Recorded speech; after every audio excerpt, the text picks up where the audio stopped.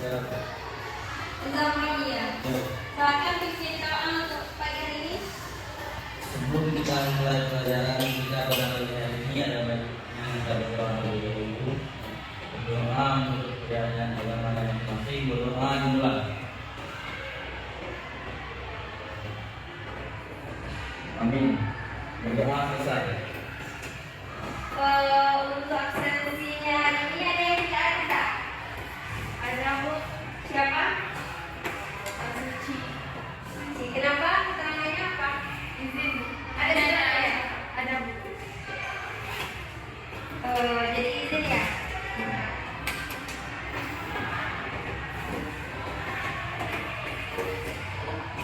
Suci ya? Ya. Cuma Suci. Ya.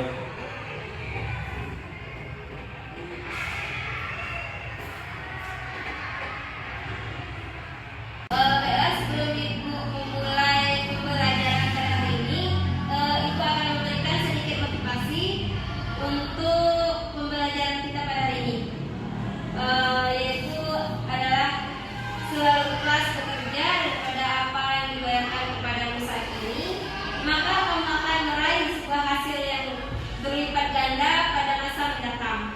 Buat komitmenmu mulai hari ini untuk selalu memberikan yang terbaik yang kamu kerjakan setiap hari. Apakah yang lain ada motivasi? Siap tidak Bu? Tidak ada ya? Tidak Bu. Ya. Baiklah, langsung saja kita masuki materi kita pada hari ini. Baiklah, langsung saja ke materi kita pada hari ini, yaitu tentang kemerdekaan berpimpin. Izin Bu. Mau kemana Ahmad? Boleh Bu. Ya, silakan.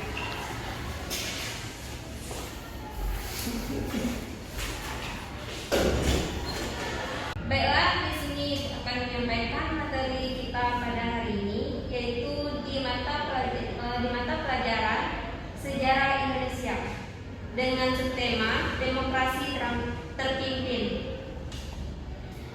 Kehidupan sosial politik Indonesia pada masa demokrasi liberal 1950 sampai 1959 belum pernah mencapai kestabilan secara nasional. Kabinet yang silih berganti membuat program kerja kabinet tidak dapat dijadikan sebagaimana mestinya. Partai-partai politik sering bersaing dan sering menjatuhkan mereka lebih ke mengutamakan kepentingan kelompok masing-masing. Di sisi lain, Dewan Konstitut yang dibentuk melalui pemilihan umum 1955 tidak berhasil menyelesaikan tugasnya menyusun undang-undang baru bagi Republik Indonesia. Kondisi tersebut membuat Presiden Soekarno berkeinginan untuk menyederhanakan partai politik yang ada dan membentuk kabinet yang berintikan 4 partai menang dalam pemilu 1955.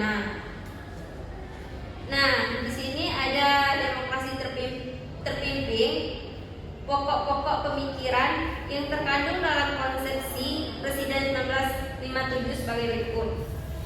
Yang pertama adalah pemberlakukan sistem demokrasi terpimpin yang didukung oleh kekuatan politik yang mencerminkan inspirasi masyarakat secara seimbang. Langkah ini dilakukan untuk memperbarui struktur politik bangsa Indonesia.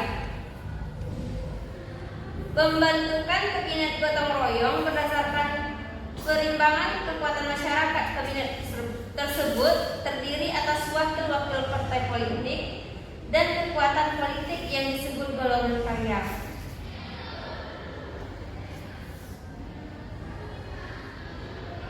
Ada beberapa langkah.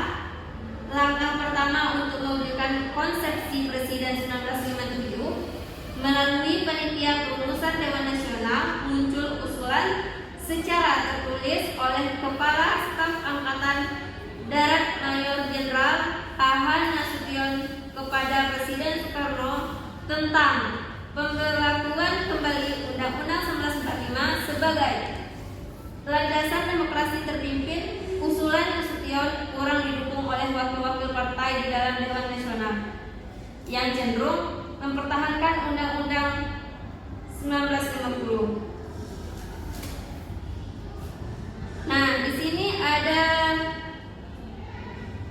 konstitut yang pertemuan tersebut dilanjutkan dengan pidato singkat Presiden Soekarno yang dikenal dengan Dekret Presiden 5 Juli 1959 yang berisi 3 ketentuan pokok, yaitu yang pertama, pembubaran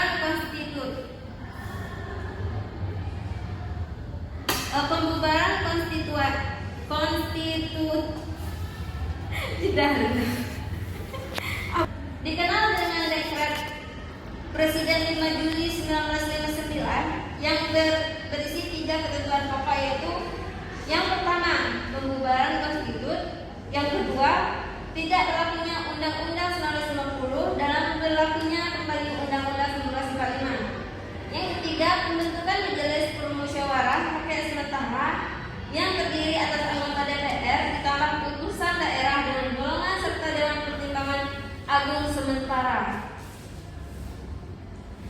Dekret Presiden 1959, Dekret Presiden 5 Juli 1959 mendapat sambutan baik dari masyarakat yang hampir selama 10 tahun merasakan ketidakstabilan kehidupan sosial politik. Dekret juga didukung oleh PNI dan 2 partai besar, PNI dan PKI serta Mahkamah Agung. Salah satu konseptor dekret mengeluarkan perintah harian kepada seluruh jajaran TNI, Angkatan Darat, Angkatan Laut untuk melaksanakan dan mengamankan dekret presiden yang telah dicantumkan tersebut. Baik, untuk materi kita pada hari ini cukup sampai di sini, dan sebelum Ibu mengakhiri pertemuan, ya selamat Mas Rahman. Sebelum Ibu mengakhiri pembelajaran kita pada hari ini, Ibu akan menunjuk salah satu yang memberikan motivasi, yaitu kepada ketua kelas kita ya, kepada Zamromi. Ibu silakan. Motivasi dari saya, semangat untuk hari ini. Cukup sampai di sini pertemuan kali ini. Ibu tutup dengan mengucapkan wabillahi taufiq wal hidayah.